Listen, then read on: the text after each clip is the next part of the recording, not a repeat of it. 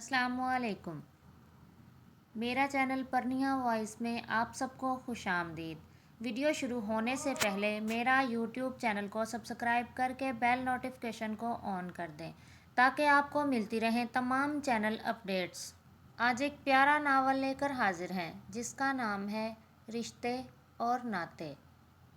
जी भर के इसने माँ की खिदमत की, इनके छोटे छोटे काम किए, रज़ी भाई के लिए लड़की तलाश की, अब्बा से ढेरों ढेर बातें की, मोहल्ले में हर घर में गई, जो दो एक सहेलियाँ थीं सबसे मुलाकात हुई।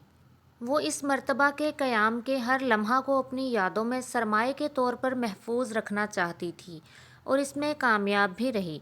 वापसी से 2-4 दिन पहले बैठे बिठाए इसने मामू मियाँ के यहाँ जाने का प्रोग्राम बना लिया।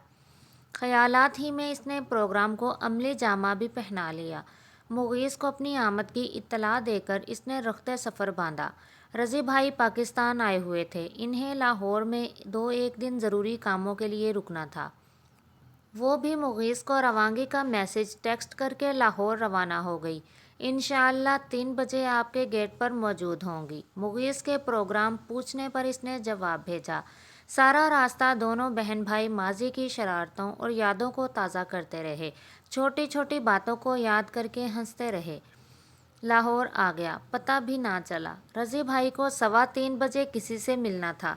कल वापसी में ले लूँगा कहकर वो इसे गेट पर ही उतार गए। नफ़रा ने सोचा वो 3 बजे गेट पर पहुँचेगी तो गेट खुला मिलेगा, मगर ऐसे ना हुआ। इसने दरवाज़े की घंटी बजाई, दूसरी मर्तबा, तीसरी मर्तबा, फिर मैसेज किया, मगर दरवाज़ा ना खुला।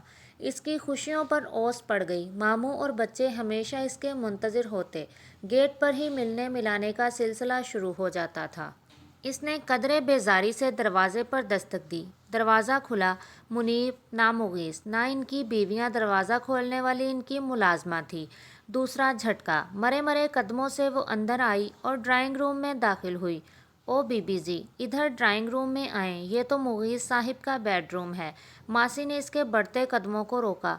नफ़रा बेतरह शर्मिंदा हुई। इसके ज़माने में तो ये ड्राइंग रूम ही था, इसे क्या खबर अब ये बेडरूम बन चुका है।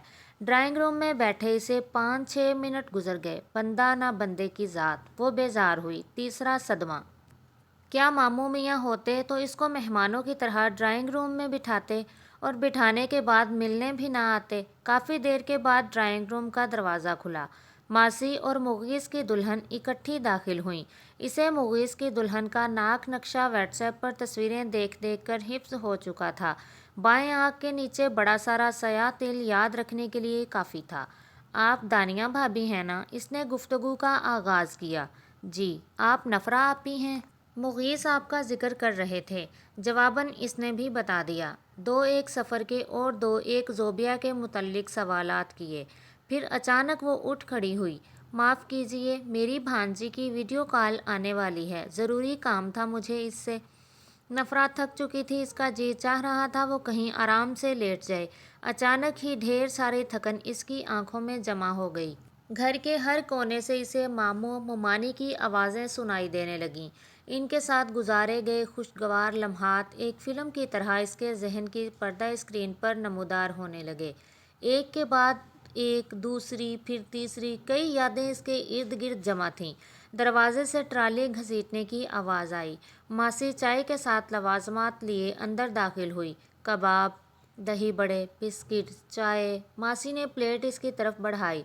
इसने एकदम हाथ पीछे किया। दिल में एक लहर सी उठी। क्या मैं ये चीज़ें खाने के लिए आई हूँ? मैं जिस चीज़ के लिए आई हूँ वो कहाँ से मिलेगी? प्लेट में कबाब रख तो लिया, मुंह में भी डाला, मगर हलक में फंस कर रह गया। ज़ोर से रो पड़ी। मासी वापस जा चुकी थी। इसने क्लाक पर नज़र डाली। मुगीस की बीवी को भांजी से बात करने के लिए कमरे से बाहर गए। पूरे 25 मिनट गुजर चुके थे।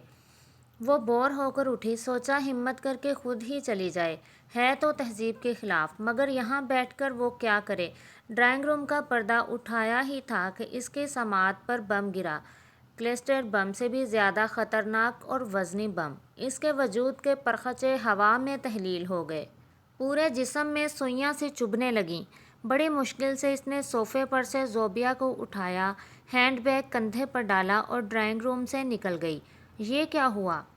اس کا دماغ معاف ہو چکا تھا۔ اسے کیا خبر تھی کہ تقدیر اس سے کیا مذاق کرنے والی ہے۔ اس نے قدم باہر نکالا ہی تھا کہ وانیا کی آواز سنائی دی۔ خدا جانے وہ فون پر کسی سے بات کر رہی تھی یا اس کے سامنے کوئی موجود تھا۔ نفرہ کو صحیح طرح سے اندازہ نہ ہو سکا، اس لیے کہ اس کی پشت دروازے کی طرف تھی۔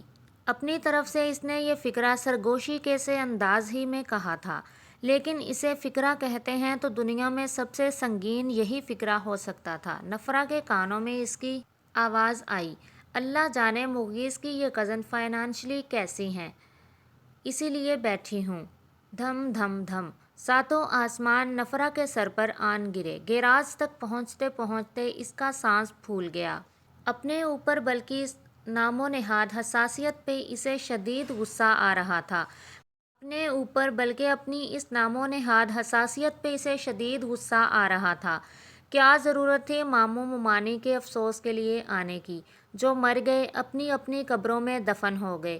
کیا انہوں نے تعزیت کے کلمات سننے کے لیے زندہ ہو جانا تھا؟ تواتر سے عشق بہہ رہے تھے۔ جو ہی وہ گیٹ تک پہنچی، گیٹ کا آٹومیٹک لاک کھلا۔ گرے رنگ کی کرولا اندر داخل ہوئی۔ آنسوؤں کی چادر نے شیشے کے پار دیکھنے سے محروم ہی رکھا۔ وہ نظر بچا کر نکل جانا چاہتی تھی مگر کار کا دروازہ کھلا۔ مغیث منیب چمکتے اور چہکتے گاڑی سے باہر آئے۔ دونوں کے ہاتھ میں مشہور فورڈ چین کے شاپر تھے۔ السلام علیکم نفرہ آپی، دونوں نے کورس کے انداز میں سلام کیا۔ وعلیکم السلام کے الفاظ نفرہ کے حلق میں ہی پھنس گئے۔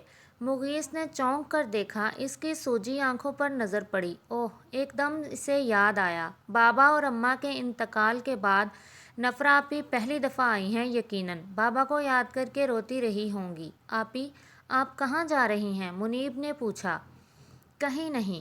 نفرہ کے چلتے قدم تھم گئے۔ کیا بہانہ پیش کرے؟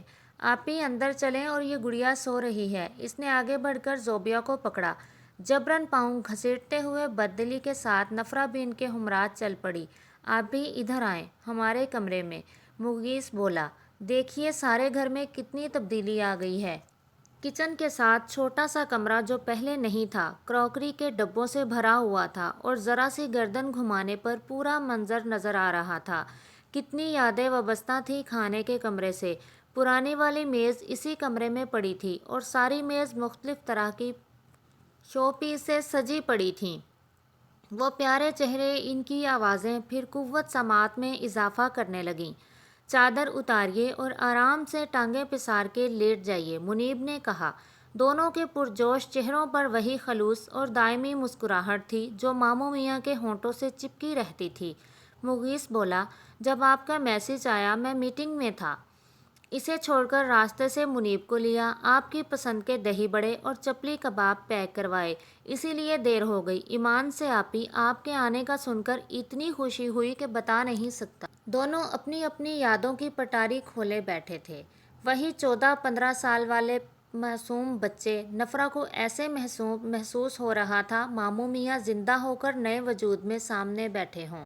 سر پر چپت لگا کر کہہ رہے ہیں، او پگلی، رشتے بھی کبھی مرتے ہیں، رشتے تو سدا زندہ رہتے ہیں، لیکن ان کی زندگی کا دار و مدار ایک ہی چیز پر ہوتا ہے، اور وہ ہے تعلق۔ جتنا تعلق ہوگا اتنی ہی محبت بڑھے گی۔ اب تم خود بتاؤ مغیث، منیب کی بیویوں سے تمہارا تعلق کتنا رہا؟ چند لمحے قبل کا غصہ شرمندگی اور ندامت میں بدل گیا۔ وہ اٹھی اور مغیث کی بیوی کو ڈھونڈا جو کچن میں بہت اہتمام سے کریلے گوشت بنا رہی تھی۔ پلاؤ دم پر تھا جس کی خوشبو چاروں سمت پھیلی ہوئی تھی۔ کباب توے پر رکھے تھے، سلاد کھانے کی میز پر رکھا ہوا تھا۔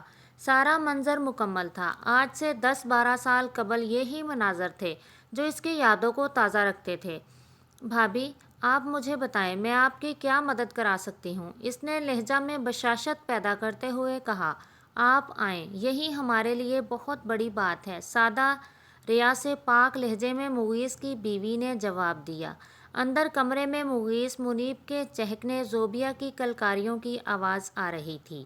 اس کے منہ سے بے ساختہ الحمدللہ کے الفاظ نکلے، جیسے نفرہ چھوٹی ہو کر زوبی کے روپ میں، ماموں میاں مغیث منیب کے روپ میں ہوں۔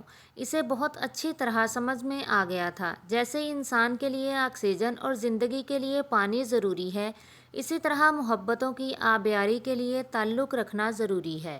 یہ قسط تو پہنچی اپنے اختتام تک۔ بہت جلد ملتے ہیں انشاءاللہ اگلے ناول کے ساتھ، تب تک کے لیے اللہ حافظ، فی امان اللہ۔